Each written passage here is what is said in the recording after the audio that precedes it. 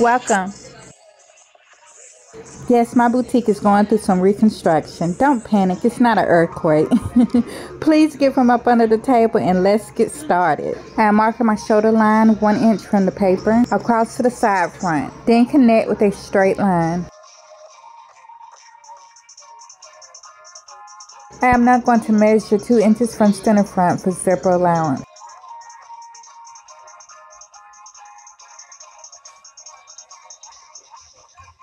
Continue the 2 inch all the way down, then connect.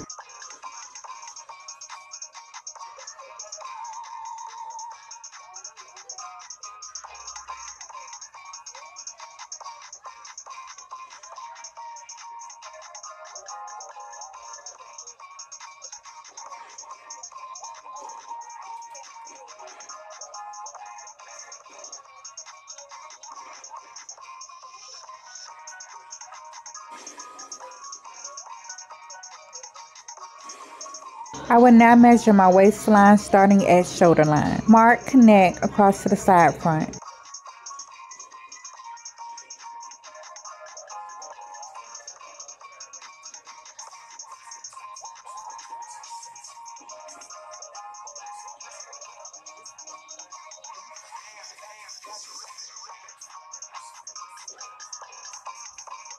From shoulder line, measure the vertical measurements of the upper bust and the under bust. Mark, connect to side front.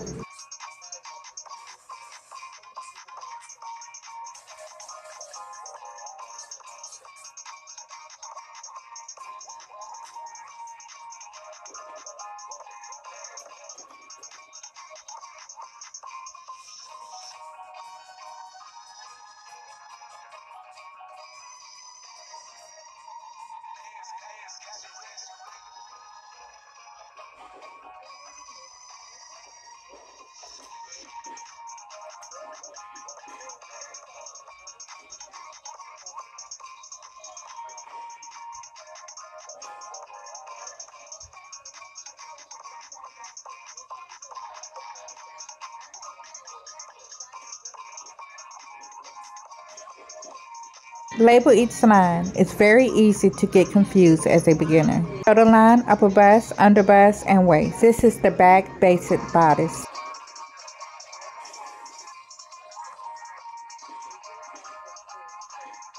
Next, I will be adding 2 inches sewing allowance to the hem. You may add 1.5, but my final design will be a jumper, so 2 inches is what is recommended. Mark and connect.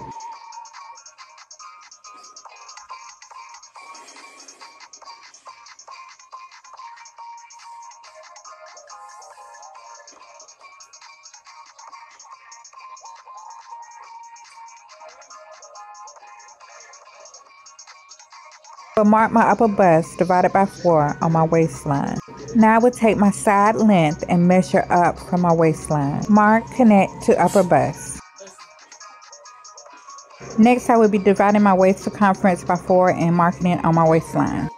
From there, I will move to my side point and measure from my waistline point. For my side measurement, this will be my side dart. The side dart will give the bodice a nice fit around the body.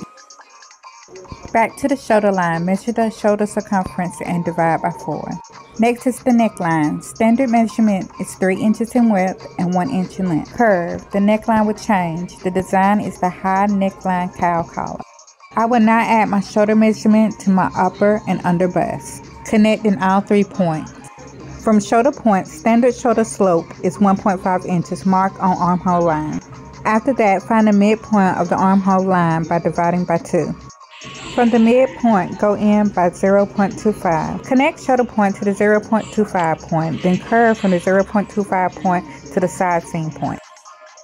From center back, divide from neck point to upper bust by 2. Then move down to the center back waistline and go in by 0.25. Connect the 2 points. I pretty much didn't understand the underbust dart, so I went by the sewing allowance I added, which was 1 inch, which I'm acquainted with, so I'm just going to explain how I imputed my underbust dart. I added 1 inch inward from my waist point. Then I found the midpoint with dividing 0.5 on each side. From there, I measured my side seam measurements and marked it, which ended up the same. Then I connected it from the side front to the center back with broken lines. The broken lines is a guide of where your upper bust area should be, given or taken a few inches. Now your side seam dart can be 0.25, 0.5, or 0.75, or any number. It's best to go what has been working for you. I'm still gaining knowledge, so the 1 inch is like a safe zone. If you don't need the extra, sew it up. If you need the extra, then you have enough. Each time I took my waist circumference, I came up with 3 different measurements. Either I was short, 0.5 inches, or over. So I went with a 1 inch dart. So here I restarted my pattern. I felt like I had missed a step or something, but we're caught up now. Connect neck point to slope point.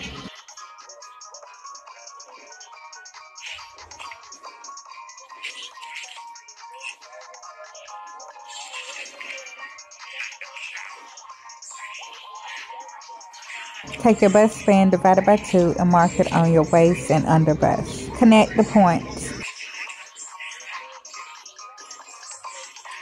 After that, drop down 1.5 on the bust span line, which is standard for under bust start. Next, divide the under bust dart by 2, placing 0.5 on each side. Connect points to under bust. I added 1 inch to my shoulder for sewing allowance.